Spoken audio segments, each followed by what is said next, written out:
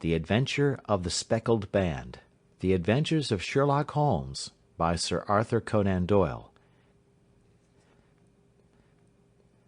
On glancing over my notes of the 70-odd cases in which I have during the last 8 years studied the methods of my friend Sherlock Holmes, I find many tragic, some comic, a large number merely strange, but none commonplace. For, working as he did rather for the love of his art than for the acquirement of wealth, he refused to associate himself with any investigation which did not tend towards the unusual, and even the fantastic. Of all these varied cases, however, I cannot recall any which presented more singular features than that which was associated with the well-known Surrey family of the Roylotts of Stoke Moran.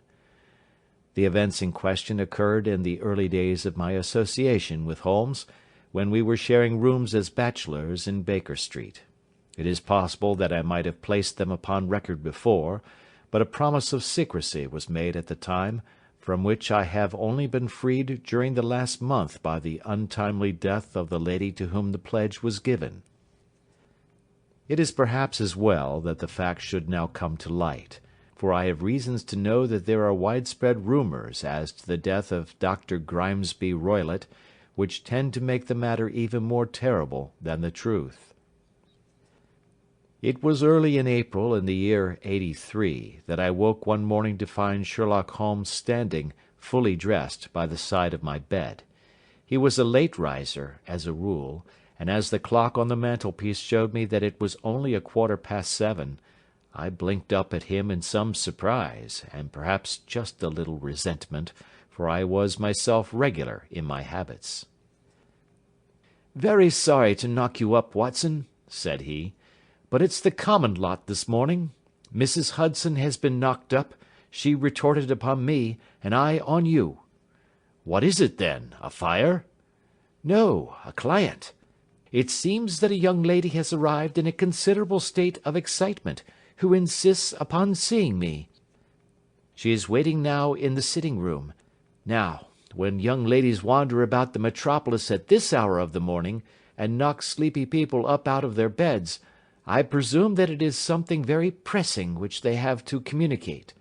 Should it prove to be an interesting case, you would, I am sure, wish to follow it from the outset. I thought, at any rate, that I should call you and give you the chance." "My dear fellow, I would not miss it for anything." I had no keener pleasure than in following Holmes in his professional investigations, and in admiring the rapid deductions, as swift as intuitions, and yet always founded on a logical basis with which he unravelled the problems which were submitted to him.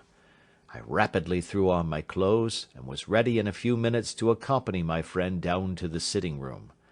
A lady, dressed in black and heavily veiled, who had been sitting in the window, rose as we entered.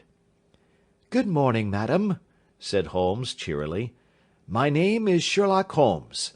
This is my intimate friend and associate, Dr. Watson, before whom you can speak as freely as before myself. Ha! I'm glad to see that Mrs. Hudson has had the good sense to light the fire. Pray draw up to it, and I shall order you a cup of hot coffee, for I observe that you are shivering." "It is not cold which makes me shiver," said the woman in a low voice, changing her seat as requested. "What then?" "It is fear, Mr. Holmes. It is terror." She raised her veil as she spoke, and we could see that she was indeed in a pitiable state of agitation, her face all drawn and grey, with restless, frightened eyes, like those of some hunted animal. Her features and figure were those of a woman of 30, but her hair was shot with premature grey, and her expression was weary and haggard. Sherlock Holmes ran her over with one of his quick, all-comprehensive glances. "You must not fear," said he, soothingly, bending forward and patting her forearm. "We shall soon set matters right, I have no doubt. You have come in by train this morning, I see." "You know me, then?" "No, but I observed the second half of a return ticket in the palm of your left glove. You must have started early, and yet you had a good drive in a dog-cart, along heavy roads, before you reached the station." The lady gave a violent start, and stared in bewilderment at my companion. "There is no mystery, my dear madam," said he, smiling. "The left arm of your jacket is spattered with mud in no less than 7 places. The marks are perfectly fresh. There is no vehicle save a dog-cart which throws up mud in that way, and then only when you sit on the left-hand side of the driver." "Whatever your reasons may be, you are perfectly correct," said she. "I started from home before 6, reached Leatherwood at 20 past, and came in by the first train to Waterloo. Sir, I can stand this strain no longer. I shall go mad if it continues. I have no one to turn to, none, save only one, who cares for me, and he, poor fellow, can be of little aid. I have heard of you, Mr. Holmes. I have heard of you from Mrs. Farintosh, whom you helped in the hour of her sore need. It was from her that I had your address. Oh, sir, do you not think that you could help me, too, and at least throw a little light through the dense darkness which surrounds me? At present, it is out of my power to reward you for your services, but in a month or 6 weeks I shall be married, with the control of my own income, and then at least you shall not find me ungrateful." Holmes turned to his desk, and, unlocking it, drew out a small case-book, which he consulted. "Farintosh," said he. "Ah, yes, I recall the case. It was concerned with an opal tiara. I think it was before your time, Watson. I can only say, madam, that I shall be happy to devote the same care to your case as I did to that of your friend. As to reward, my profession is its own reward, but you are at liberty to defray whatever expenses I may be put to, at the time which suits you best. And now I beg that you will lay before us everything that may help us in forming an opinion upon the matter." "Alas," replied our visitor, "the very horror of my situation lies in the fact that my fears are so vague, and my suspicions depend so entirely upon small points, which might seem trivial to another, that even he to whom of all others I have a right to look for help and advice looks upon all that I tell him about it as the fancies of a nervous woman. He does not say so, but I can read it from his soothing answers and averted eyes. But I have heard, Mr. Holmes, that you can see deeply into the manifold wickedness of the human heart. You may advise me how to walk amid the dangers which encompass me." "I am all attention, madam." "My name is Helen Stoner, and I am living with my stepfather, who is the last survivor of one of the oldest Saxon families in England, the Roylotts of Stoke Moran, on the western border of Surrey." Holmes nodded his head. "The name is familiar to me," said he. "The family was at one time among the richest in England, and the estates extended over the borders into Berkshire in the north, and Hampshire in the west. In the last century, however, 4 successive heirs were of a dissolute and wasteful disposition, and the family ruin was eventually completed by a gambler in the days of the Regency. Nothing was left save a few acres of ground, and the 200-year-old house, which is itself crushed under a heavy mortgage. The last squire dragged out his existence there, living the horrible life of an aristocratic pauper, but his only son, my stepfather, seeing that he must adapt himself to the new conditions, obtained an advance from a relative, which enabled him to take a medical degree, and went out to Calcutta, where, by his professional skill and his force of character, he established a large practice. In a fit of anger, however, caused by some robberies which had been perpetrated in the house, he beat his native butler to death and narrowly escaped a capital sentence. As it was, he suffered a long term of imprisonment, and afterwards returned to England a morose and disappointed man. When Dr. Roylott was in India he married my mother, Mrs. Stoner, the young widow of Major General Stoner, of the Bengal Artillery. My sister Julia and I were twins, and we were only 2 years old at the time of my mother's remarriage.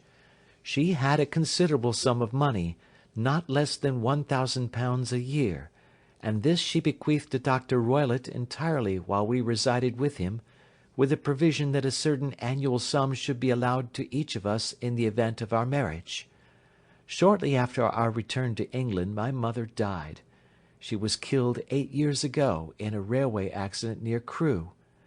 Dr. Roylott then abandoned his attempts to establish himself in practice in London, and took us to live with him in the old ancestral house at Stoke Moran. The money which my mother had left was enough for all our wants, and there seemed to be no obstacle to our happiness. But a terrible change came over our stepfather about this time. Instead of making friends and exchanging visits with our neighbours, who had at first been overjoyed to see a Roylott of Stoke Moran back in the old family seat, he shut himself up in his house, and seldom came out save to indulge in ferocious quarrels with whoever might cross his path. Violence of temper approaching to mania has been hereditary in the men of the family, and in my stepfather's case it had, I believe, been intensified by his long residence in the tropics. A series of disgraceful brawls took place, 2 of which ended in the police court, until at last he became the terror of the village, and the folks would fly at his approach, for he is a man of immense strength, and absolutely uncontrollable in his anger. Last week he hurled the local blacksmith over a parapet into a stream, and it was only by paying over all the money which I could gather together that I was able to avert another public exposure. He had no friends at all save the wandering gipsies, and he would give these vagabonds leave to encamp upon the few acres of bramble-covered land which represent the family estate, and would accept in return the hospitality of their tents, wandering away with them sometimes for weeks on end. He has a passion also for Indian animals, which are sent over to him by a correspondent, and he has at this moment a cheetah and a baboon, which wander freely over his grounds and are feared by the villagers almost as much as their master. You can imagine from what I say that my poor sister Julia and I had no great pleasure in our lives. No servant would stay with us, and for a long time we did all the work of the house. She was but 30 at the time of her death, and yet her hair had already begun to whiten, even as mine has. Your sister is dead, then? She died just 2 years ago, and it is of her death that I wish to speak to you. You can understand that, living the life which I have described, we were little likely to see anyone of our own age and position. We had, however, an aunt, my mother's maiden sister, Miss Honoria Westphail, who lives near Harrow, and we were occasionally allowed to pay short visits at this lady's house. Julia went there at Christmas 2 years ago, and met there a half-pay major of marines, to whom she became engaged. My stepfather learned of the engagement when my sister returned, and offered no objection to the marriage, but within a fortnight of the day which had been fixed for the wedding, the terrible event occurred which has deprived me of my only companion." Sherlock Holmes had been leaning back in his chair with his eyes closed and his head sunk in a cushion, but he half opened his lids now and glanced across at his visitor. "Pray be precise as to details," said he. "It is easy for me to be so, for every event of that dreadful time is seared into my memory. The manor house is, as I have already said, very old, and only one wing is now inhabited. The bedrooms in this wing are on the ground floor, the sitting rooms being in the central block of the buildings. Of these bedrooms the first is Dr. Roylott's, the second my sister's, and the third my own. There is no communication between them, but they all open out into the same corridor. Do I make myself plain?" "Perfectly so." "The windows of the 3 rooms opened out upon the lawn. That fatal night, Dr. Roylott had gone to his room early, though we knew that he had not retired to rest, for my sister was troubled by the smell of the strong Indian cigars which it was his custom to smoke. She left her room, therefore, and came into mine, where she sat for some time, chatting about her approaching wedding. At 11 o'clock she rose to leave me, but she paused at the door and looked back. "Tell me, Helen," said she, "have you ever heard anyone whistle in the dead of the night?" "Never," said I. "I suppose that you could not possibly whistle yourself in your sleep?" "Certainly not. But why?" "Because during the last few nights I have always, about 3 in the morning, heard a low, clear whistle. I am a light sleeper, and it has awakened me. I cannot tell where it came from, perhaps from the next room, perhaps from the lawn. I thought that I would just ask you whether you had heard it." "No, I have not. It must be those wretched gipsies in the plantation." "Very likely, and yet if it were on the lawn, I wonder that you did not hear it also." "Ah, but I sleep more heavily than you." "Well, it is of no great consequence at any rate." She smiled back at me, closed my door, and a few moments later I heard her key turn in the lock. "Indeed," said Holmes. "Was it your custom always to lock yourselves in at night?" "Always." "And why?" "I think that I mentioned to you that the doctor kept a cheetah and a baboon. We had no feeling of security unless our doors were locked." "Quite so. Pray proceed with your statement." "I could not sleep that night. A vague feeling of impending misfortune impressed me. My sister and I, you will recollect, were twins, and you know how subtle are the links which bind two souls which are so closely allied. It was a wild night. The wind was howling outside, and the rain was beating and splashing against the windows. Suddenly, amid all the hubbub of the gale, there burst forth the wild scream of a terrified woman. I knew that it was my sister's voice. I sprang from my bed, wrapped a shawl round me, and rushed into the corridor. As I opened my door I seemed to hear a low whistle, such as my sister described, and a few moments later a clanging sound, as if a mass of metal had fallen. As I ran down the passage my sister's door was unlocked, and revolved slowly upon its hinges. I stared at it horror-stricken, not knowing what was about to issue from it. By the light of the corridor lamp I saw my sister appear at the opening, her face blanched with terror, her hands groping for help, her whole figure swaying to and fro like that of a drunkard. I ran to her, and threw my arms round her, but at that moment her knees seemed to give way, and she fell to the ground. She writhed as one who is in terrible pain, and her limbs were dreadfully convulsed. At first I thought that she had not recognized me, but as I bent over her she suddenly shrieked out in a voice which I shall never forget, "Oh, my God, Helen! It was the band! The Speckled Band!" There was something else which she would fain have said, and she stabbed with her finger into the air in the direction of the doctor's room, but a fresh convulsion seized her and choked her words. I rushed out, calling loudly for my stepfather, and I met him hastening from his room in his dressing-gown. When he reached my sister's side she was unconscious, and though he poured brandy down her throat and sent for medical aid from the village, all efforts were in vain, for she slowly sank and died without having recovered her consciousness. Such was the dreadful end of my beloved sister. "One moment," said Holmes. "Are you sure about this whistle and metallic sound? Could you swear to it?" "That was what the county coroner asked me at the inquiry.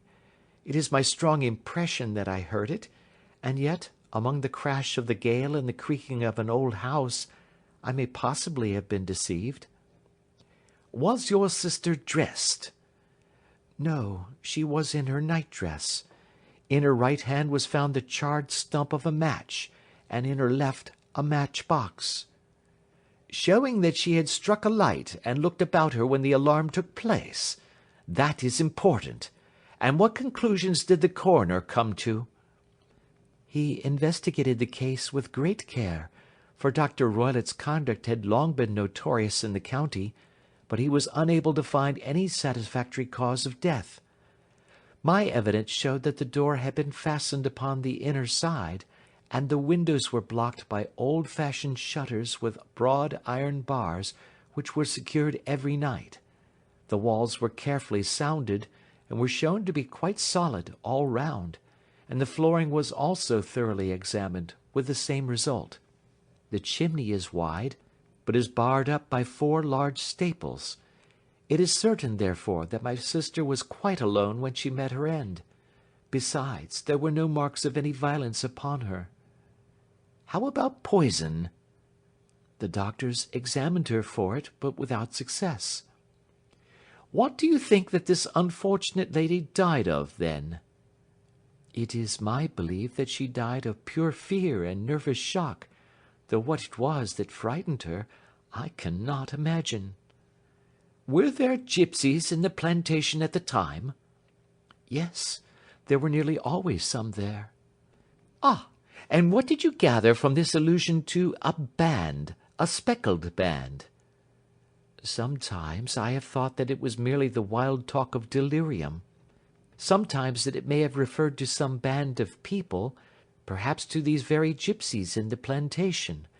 I do not know whether the spotted handkerchiefs which so many of them wear over their heads might have suggested the strange adjective which he used. Holmes shook his head like a man who is far from being satisfied. "These are very deep waters," said he. "Pray go on with your narrative." 2 years have passed since then, and my life has been until lately lonelier than ever. A month ago, however, a dear friend, whom I have known for many years, has done me the honour to ask my hand in marriage. His name is Armitage, Percy Armitage, the second son of Mr. Armitage of Crane Water, near Reading. My stepfather has offered no opposition to the match, and we are to be married in the course of the spring. 2 days ago, some repairs were started in the west wing of the building, and my bedroom wall has been pierced, so that I have had to move into the chamber in which my sister died, and to sleep in the very bed in which she slept. Imagine, then, my thrill of terror when last night, as I lay awake, thinking over her terrible fate, I suddenly heard in the silence of the night the low whistle which had been the herald of her own death. I sprang up and lit the lamp, but nothing was to be seen in the room. I was too shaken to go to bed again, however, so I dressed, and as soon as it was daylight I slipped down, got a dog-cart at the Crown Inn, which is opposite, and drove to Leatherhead, from whence I have come on this morning with the one object of seeing you and asking your advice. You have done wisely, said my friend. But have you told me all? Yes, all. Miss Roylott, you have not. You are screening your stepfather. Why, what do you mean? For answer, Holmes pushed back the frill of black lace which fringed the hand that lay upon our visitor's knee. 5 little livid spots, the marks of 4 fingers and a thumb, were printed upon the white wrist. You have been cruelly used, said Holmes.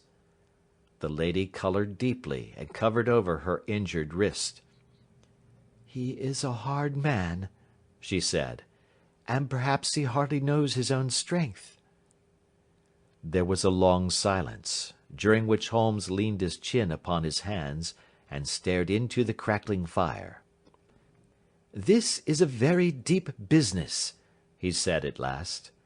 There are 1,000 details which I should desire to know before I decide upon our course of action. Yet we have not a moment to lose.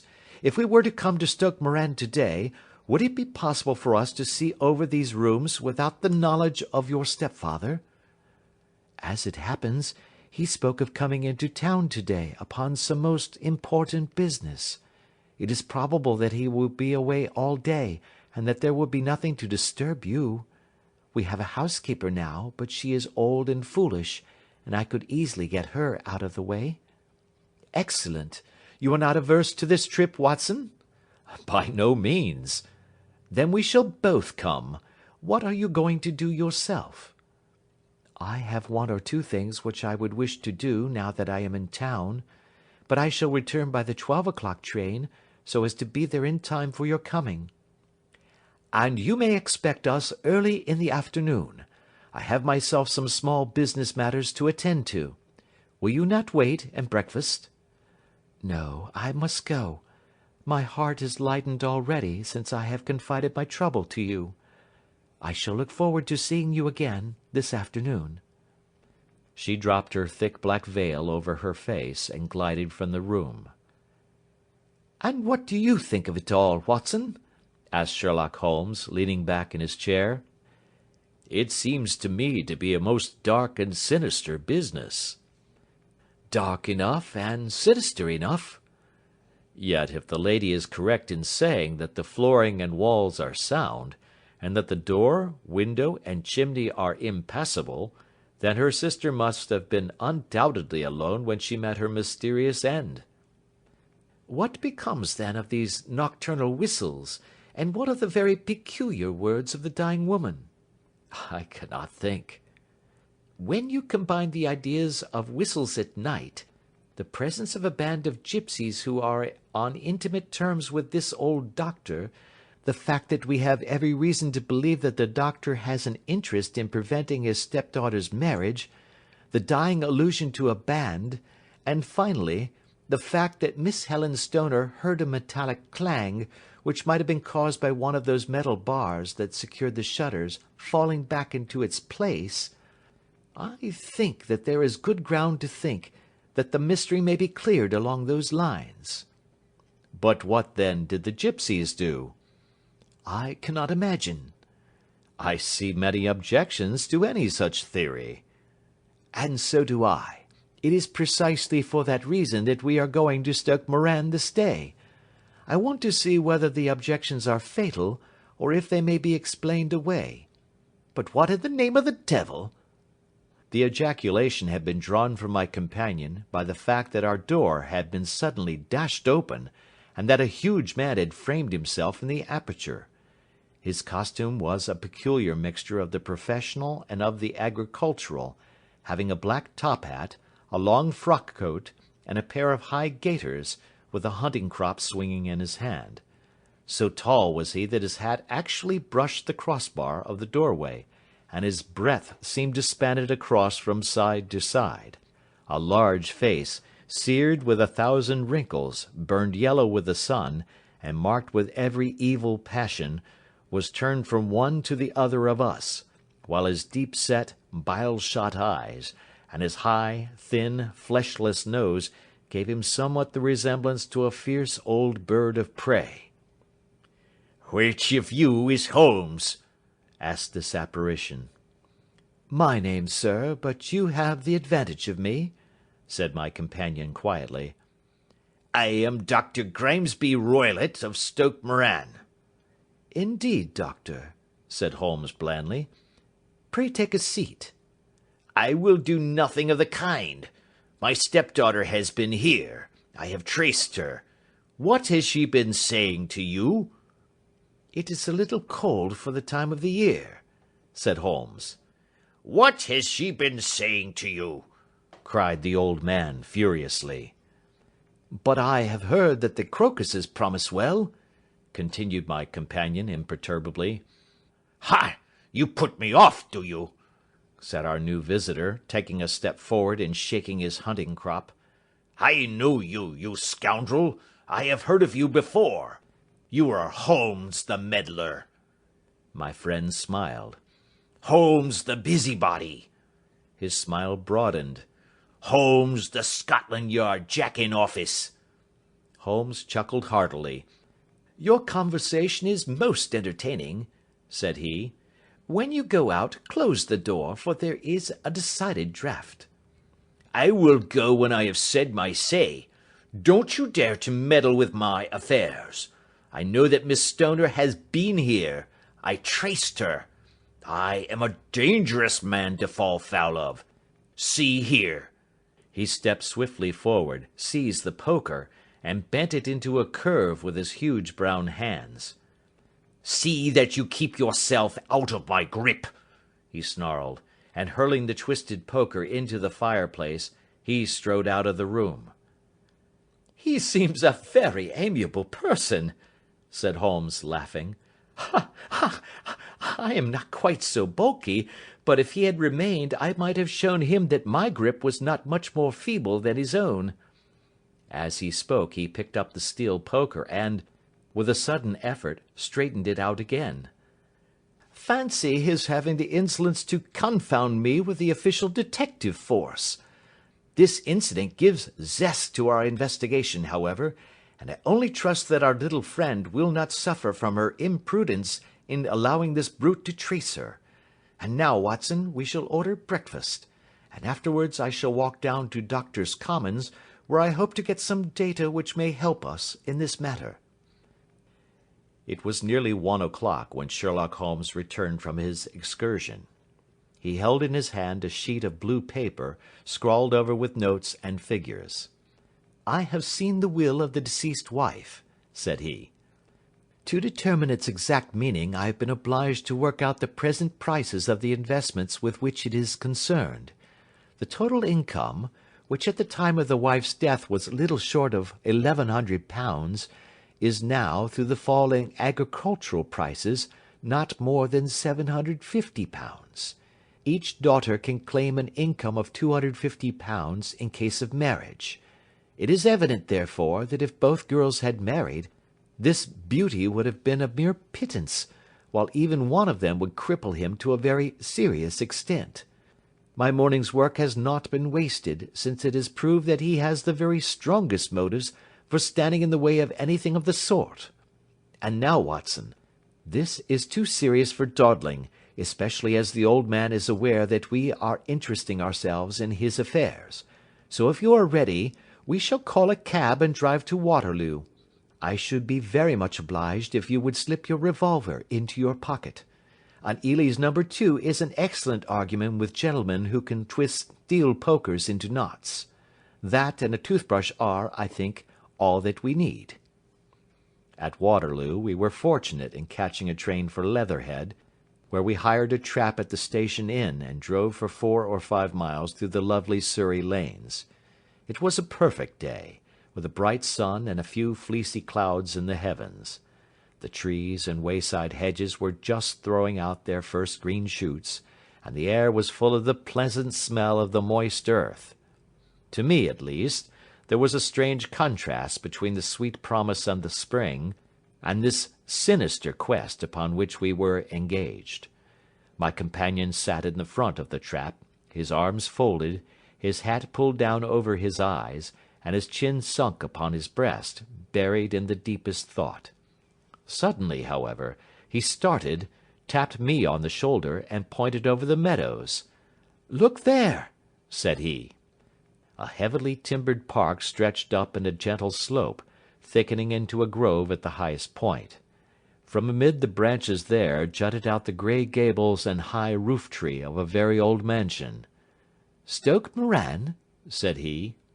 "Yes, sir, that be the house of Dr. Grimesby Roylott," remarked the driver. "There is some building going on there," said Holmes. "That is where we are going." "There's the village," said the driver, pointing to a cluster of roofs some distance to the left. "But if you want to get to the house, you'll find it shorter to get over this stile and so by the footpath over the fields. There it is, where the lady is walking." "And the lady, I fancy, is Miss Stoner," observed Holmes, shading his eyes. "Yes, I think we had better do as you suggest." We got off, paid our fare, and the trap rattled back on its way to Leatherhead.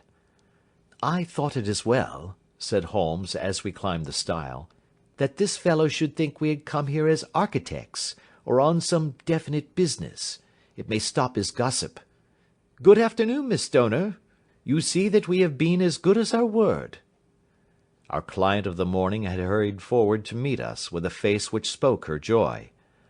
"I have been waiting so eagerly for you," she cried, shaking hands with us warmly. "All has turned out splendidly. Dr. Roylott has gone to town, and it is unlikely that he will be back before evening." "We have had the pleasure of making the doctor's acquaintance," said Holmes, and in a few words he sketched out what had occurred. Miss Stoner turned white to the lips as she listened. "Good heavens!" she cried. "He has followed me, then?" "So it appears." "He is so cunning that I never know when I am safe from him. What will he say when he returns?" "He must guard himself, for he may find that there is someone more cunning than himself upon his track. You must lock yourself up from him tonight. If he is violent, we shall take you away to your aunt's at Harrow. Now, we must make the best use of our time, so kindly take us at once to the rooms which we are to examine." The building was of grey, lichen-blotched stone, with a high central portion and two curving wings, like the claws of a crab, thrown out on each side. In one of these wings the windows were broken and blocked with wooden boards, while the roof was partly caved in, a picture of ruin. The central portion was in little better repair, but the right-hand block was comparatively modern, and the blinds in the windows, with the blue smoke curling up from the chimneys, showed that this was where the family resided. Some scaffolding had been erected against the end wall, and the stonework had been broken into, but there were no signs of any workmen at the moment of our visit. Holmes walked slowly up and down the ill-trimmed lawn, and examined with deep attention the outsides of the windows. "This, I take it, belongs to the room in which you used to sleep, the centre one to your sister's, and the one next to the main building to Dr. Roylott's chamber?" "Exactly so, but I am now sleeping in the middle one." "Pending the alterations, as I understand. By the way, there does not seem to be any very pressing need for repairs at that end wall." "There were none. I believe that it was an excuse to move me from my room." "Ah, that is suggestive. Now, on the other side of this narrow wing runs the corridor from which these three rooms open. There are windows in it, of course." "Yes, but very small ones, too narrow for anyone to pass through." "As you both locked your doors at night, your rooms were unapproachable from that side. Now, would you have the kindness to go into your room and bar your shutters?" Miss Stoner did so, and Holmes, after a careful examination through the open window, endeavoured in every way to force the shutter open, but without success. There was no slit through which a knife could be passed to raise the bar. Then with his lens he tested the hinges, but they were of solid iron, built firmly into the massive masonry. Said he, scratching his chin in some perplexity. "My theory certainly presents some difficulties. No one could pass these shutters if they were bolted. Well, we shall see if the inside throws any light upon the matter."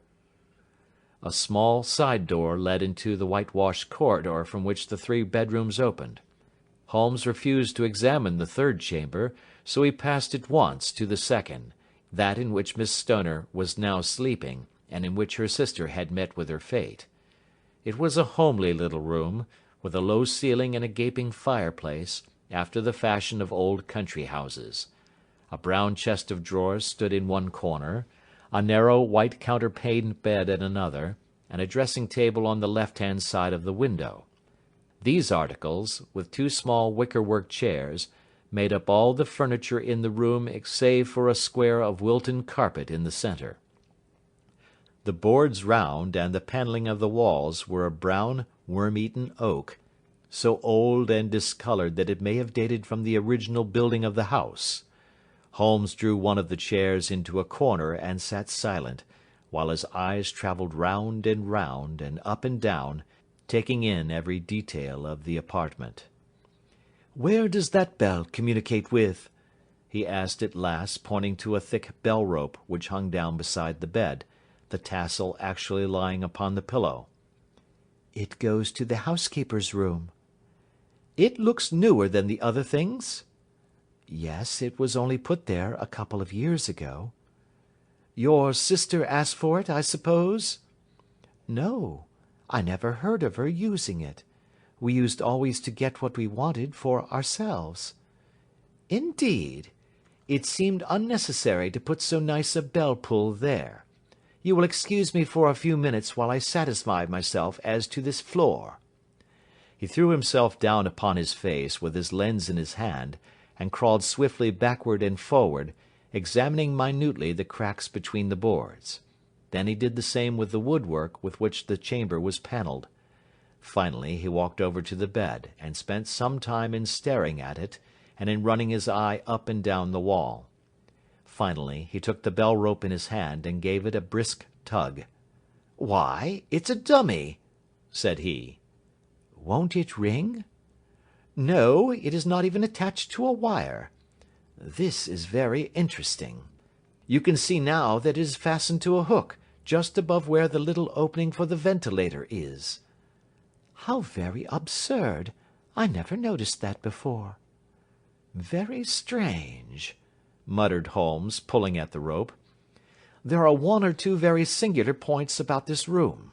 For example, what a fool a builder must be to open a ventilator into another room, when with the same trouble he might have communicated with the outside air." "That is also quite modern," said the lady. "Done about the same time as the bell-rope," remarked Holmes. "Yes, there were several little changes carried out about that time." "They seem to have been of a most interesting character, dummy bell-ropes, and ventilators which do not ventilate. With your permission, Miss Stoner, we shall now carry our researches into the inner apartment." Dr. Grimesby Roylott's chamber was larger than that of his stepdaughter, but was as plainly furnished. A camp bed, a small wooden shelf full of books, mostly of a technical character, an armchair beside the bed, a plain wooden chair against the wall, a round table, and a large iron safe were the principal things which met the eye. Holmes walked slowly round and examined each and all of them with the keenest interest. "What's in here?" he asked, tapping the safe. "My stepfather's business papers." "Oh, you have seen inside, then?" "Only once, some years ago. I remember that it was full of papers." "There isn't a cat in it, for example?" "No. What a strange idea." "Well, look at this." He took up a small saucer of milk which stood on the top of it. "No, we don't keep a cat, but there is a cheetah and a baboon." "Ah, yes, of course. Well, a cheetah is just a big cat, and yet a saucer of milk does not go very far in satisfying its wants, I dare say. There is one point which I should wish to determine." He squatted down in front of the wooden chair, and examined the seat of it with the greatest attention. "Thank you, that is quite settled," said he, rising and putting his lens in his pocket. "Hello! Here is something interesting." The object which had caught his eye was a small dog lash hung on one corner of the bed. The lash, however, was curled upon itself, and tied so as to make a loop of whipcord. "What do you make of that, Watson?" "It's a common enough lash, but I don't know why it should be tied." "That is not quite so common, is it? Ah me! It's a wicked world, and when a clever man turns his brains to crime, it is the worst of all. I think that I have seen enough now, Miss Stoner, and with your permission we shall walk out upon the lawn." I had never seen my friend's face so grim, or his brows so dark as it was when we turned from the scene of this investigation. We had walked several times up and down the lawn, neither Miss Stoner nor myself liking to break in upon his thoughts before he roused himself from his reverie. "It is very essential, Miss Stoner," said he, "that you should absolutely follow my advice in every respect." "I shall most certainly do so." "The matter is too serious for any hesitation. Your life may depend upon your compliance." "I assure you that I am in your hands." "In the first place, both my friend and I must spend the night in your room." Both Miss Stoner and I gazed at him in astonishment. "Yes, it must be so. Let me explain. I believe that that is the village inn over there?" "Yes, that is the Crown." "Very good. Your windows would be visible from there?" "Certainly." You must confine yourself to your room on pretence of a headache when your stepfather comes back. Then when you hear him retire for the night, you must open the shutters of your window, undo the hasp, put your lamp there as a signal to us, and then withdraw quietly with everything which you are likely to want into the room which you used to occupy. I have no doubt that, in spite of the repairs, you could manage there for one night. Oh, yes, easily. The rest you will leave in our hands. But what will you do? We shall spend the night in your room, and we shall investigate the cause of this noise which has disturbed you. I believe, Mr. Holmes, that you have already made up your mind, said Miss Stoner, laying her hand upon my companion's sleeve. Perhaps I have. Then, for pity's sake, tell me what was the cause of my sister's death. I should prefer to have clearer proofs before I speak.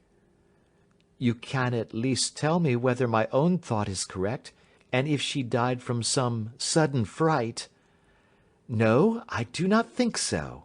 I think that there was probably some more tangible cause. And now, Miss Stoner, we must leave you, for if Dr. Roylott returned and saw us, our journey would be in vain. Good-bye, and be brave, for if you will do what I have told you, you may rest assured that we shall soon drive away the dangers that threaten you. Sherlock Holmes and I had no difficulty in engaging a bedroom and sitting-room at the Crown Inn. They were on the upper floor, and from our window we could command a view of the avenue gate, and of the inhabited wing of Stoke Moran manor house. At dusk we saw Dr. Grimesby Roylott drive past, his huge form looming up beside the little figure of the lad who drove him. The boy had some slight difficulty in undoing the heavy iron gates, and we heard the hoarse roar of the doctor's voice, and saw the fury with which he shook his clenched fists at him.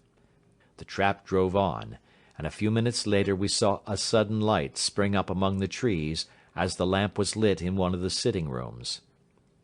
"Do you know, Watson," said Holmes, as we sat together in the gathering darkness, "I have really some scruples as to taking you tonight. There is a distinct element of danger." "Can I be of assistance?" "Your presence might be invaluable." "Then I shall certainly come." "It is very kind of you." "You speak of danger. You have evidently seen more in these rooms than was visible to me." "No, but I fancy that I may have deduced a little more. I imagine that you saw all that I did." "I saw nothing remarkable save the bell-rope, and what purpose that could answer I confess is more than I can imagine." "You saw the ventilator too?" "Yes, but I do not think that it is such a very unusual thing to have a small opening between two rooms. It was so small that a rat could hardly pass through." "I knew that we should find a ventilator before ever we came to Stoke Moran." "My dear Holmes!" "Oh, yes, I did.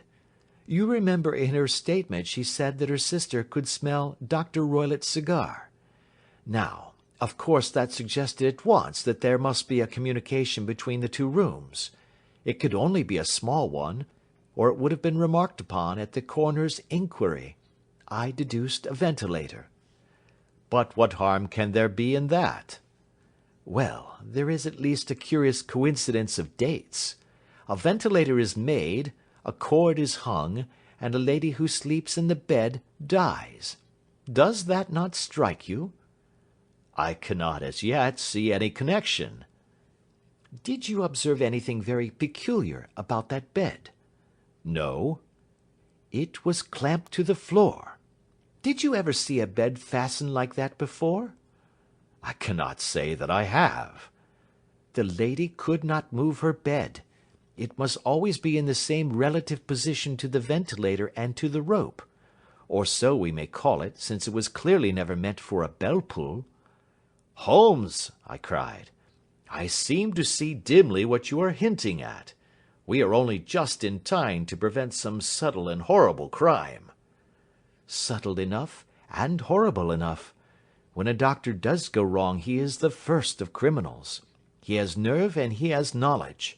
Palmer and Pritchard were among the heads of their profession.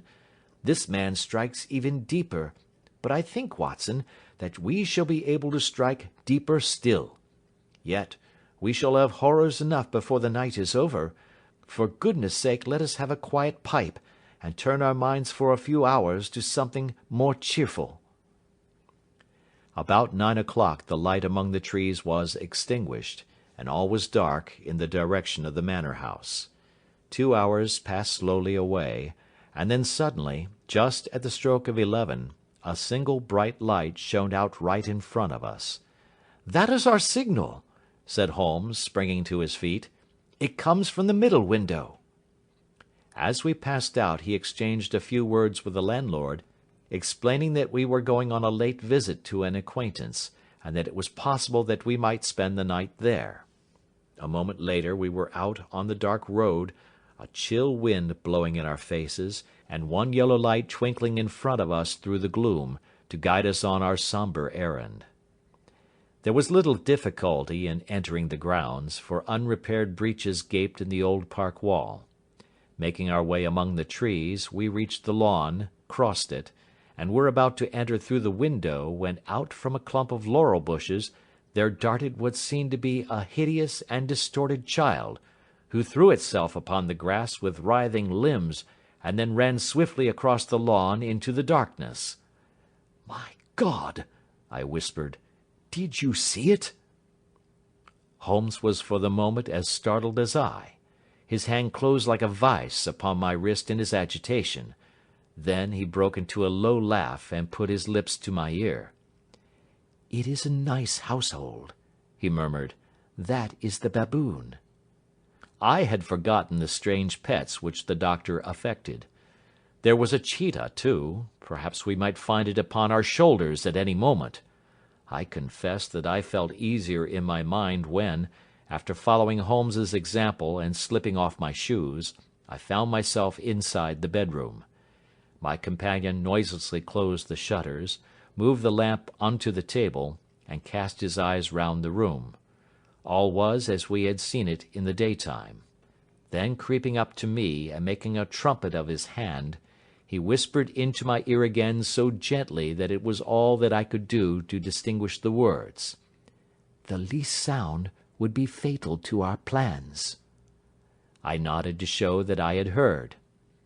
"We must sit without light. He would see it through the ventilator." I nodded again. "Do not go asleep. Your very life may depend upon it. Have your pistol ready in case we should need it. I will sit on the side of the bed, and you in that chair."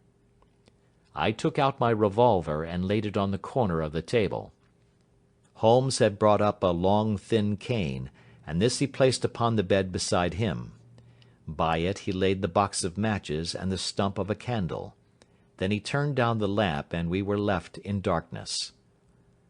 How shall I ever forget that dreadful vigil?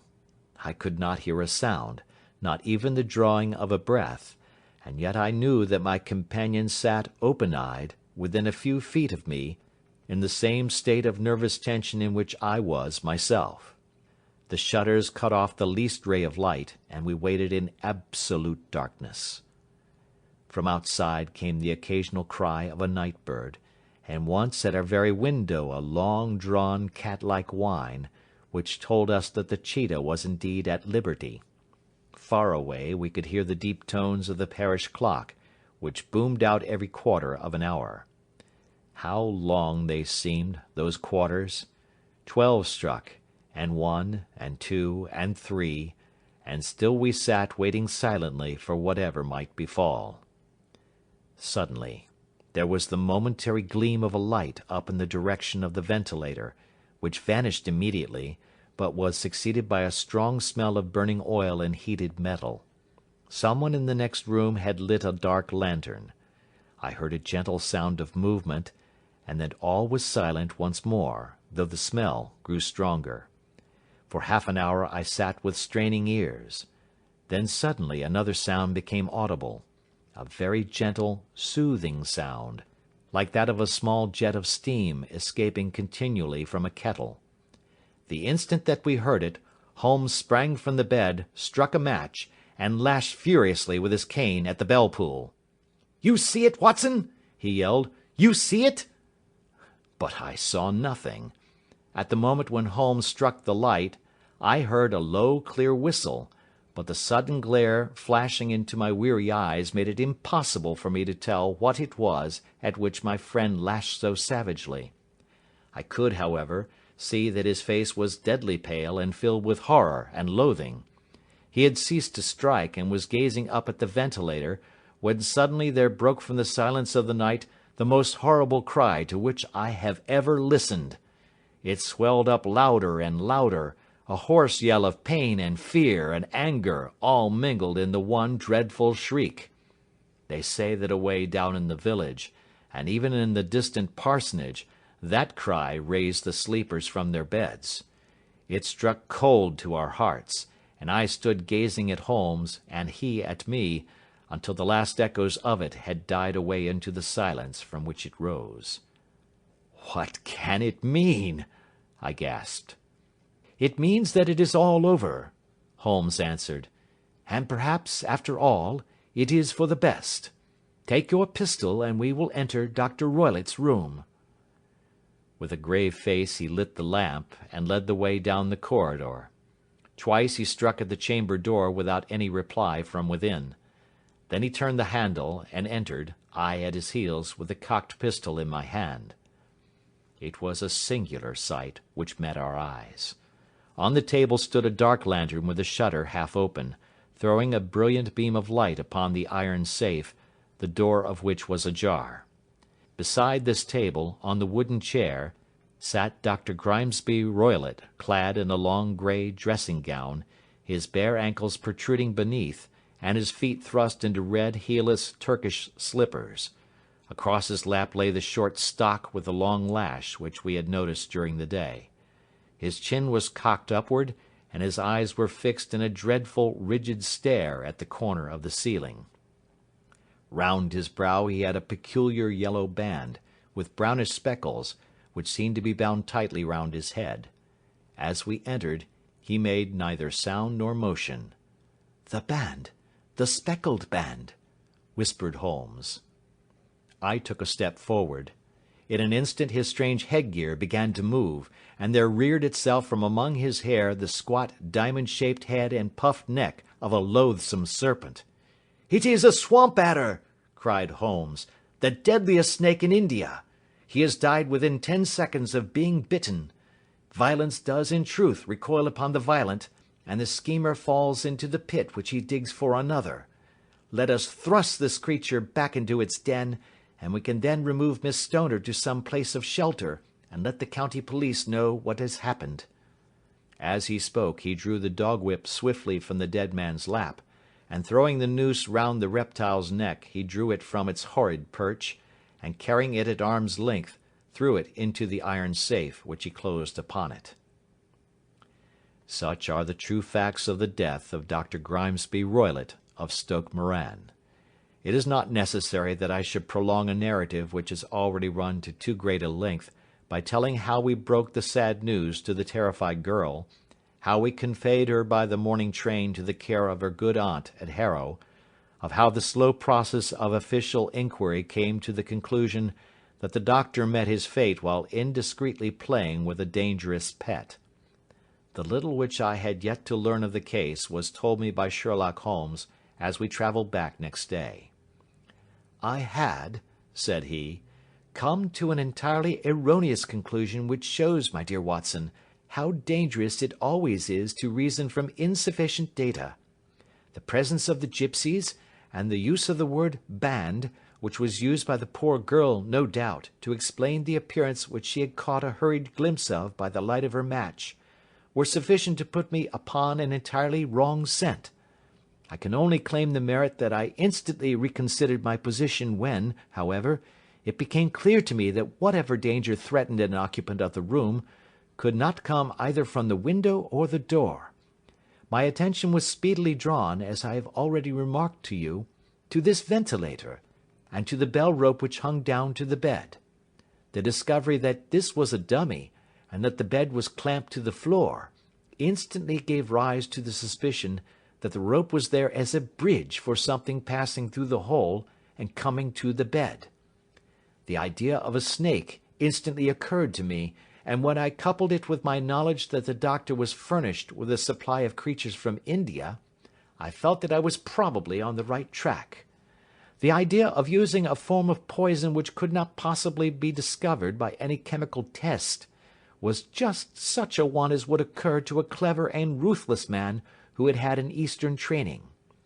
The rapidity with which such a poison would take effect would also, from his point of view, be an advantage.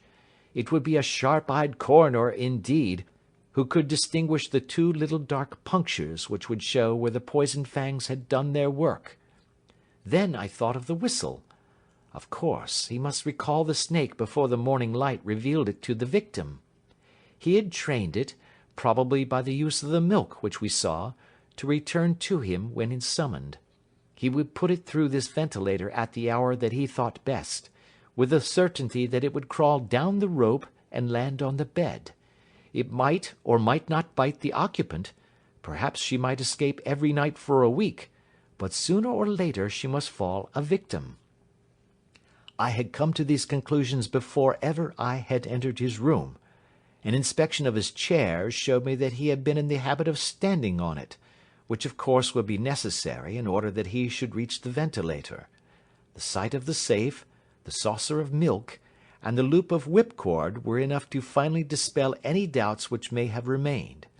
The metallic clang heard by Miss Stoner was obviously caused by her stepfather hastily closing the door of his safe upon its terrible occupant. Having once made up my mind, you know the steps which I took in order to put the matter to the proof. I heard the creature hiss, as I have no doubt that you did also, and I instantly lit the light and attacked it. With the result of driving it through the ventilator. And also with the result of causing it to turn upon its master at the other side. Some of the blows of my cane came home and roused its snakish temper, so that it flew upon the first person it saw. In this way I am no doubt indirectly responsible for Dr. Grimesby Roylott's death, and I cannot say that it is likely to weigh very heavily upon my conscience.